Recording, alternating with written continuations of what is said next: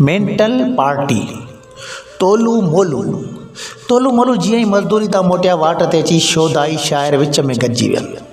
हकल करे चयाईं केॾां पिया वञो?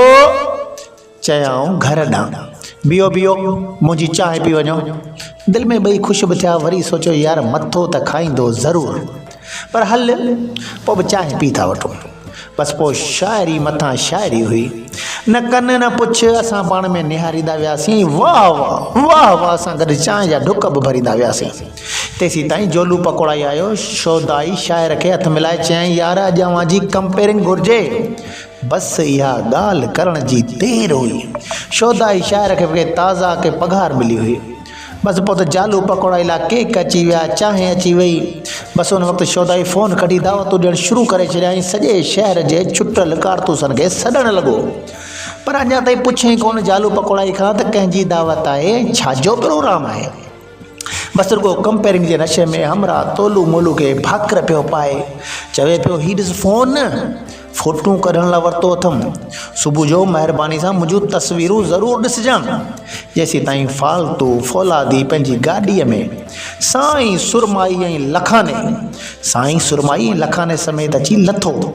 पोइ त बसि छा ॾिसूं, हिक ॿिए खे चुमियूं हथनि ते। बसि कहिड़ी ॻाल्हि कजे। कुझु ॾोकड़ जालू जी तिरी ते रखी तयारी करण जो चयो वियो। वरी तोलू मोलू खे रक्शे जो भाड़ो ॾेई चयो वियो कुझु हमरा ज़रूरु आणिजो, असांखे अॼु ताक़त जो मुज़ाहिरो करिणो आहे।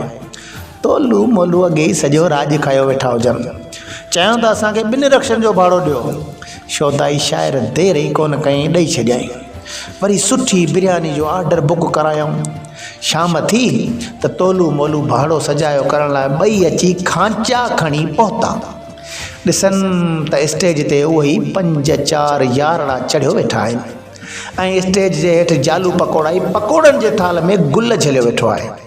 शोधाई शाइर जूं गिगूं पियूं वहनि। शहर पढ़े ॿियो थियो सभु ख़ैर।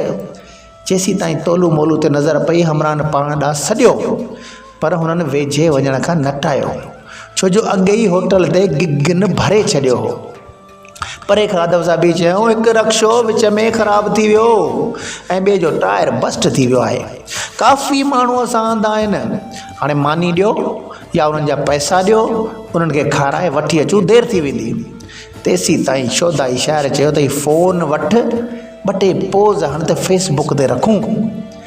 अॼुकल्ह अहिड़ा जुनूनी जवान असांजे मुआशिरे जी ज़ीनत बणिया वेठा आहिनि, जंहिंजे करे कुझु चहचिटा लॻा पिया आहिनि। जिथे किथे लयो पवनि, मरणा परणा ख़ैरातूं, बसि रुगो ख़बरूं पवण जी देरि आहे।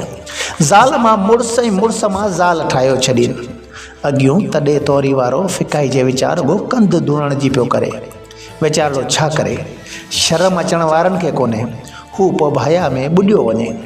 वरी को छोकर ॾिसनि, जल्दी कर बचा ही यादगीरो आहे, 2 पोज़ हणी वठि। सुबुह जो ख़बर पवे त सॼी मेंटल पार्टी वॾो मैदान मारे अची लथी। जॾहिं हेड़ा हेराकड़ा हली पवंदे ॾिसो, पोइ छो न नसलनि जा नुक़सान थींदा। ॼटनि जा बि वथाण भरिया पिया हुजनि। पोइ जालू पकोड़ाई लाइ बि ईदूं नित नयूं रोज़ थींदियूं। लखाने जी टोपी जालू घुरी कंहिं शादी में पाइण लाइ, पर लखाने चयो इहा तोहफ़े में मिलियल आहे ऐं आहे बि नंढड़ी, मथे में बि कोन थी अचे, निरड़ ते निकिरियो बीठी आहे, पर वक़्त जी ज़रूरत आहे, पाइणी पवे थी बाबा। साईं सुरमाई जी टोपी ते वरी शोधाई जी अखि हुई, छो जो मथे ते फेशियल थियो पियो हो, ॼण का टिक में तस्वीरूं पियूं नज़र अचनि। पर इहो बि कामयाबु न थियो। ईअं मेंटल पार्टी टिड़ पकड़ थी ऐं तोलू मोलू वापसि कोन पहुता। किताब टहकन में टाकोड़ा, मुसन्निफ़ सैयद ग़ुलाम हैदर शाह कलंदरी।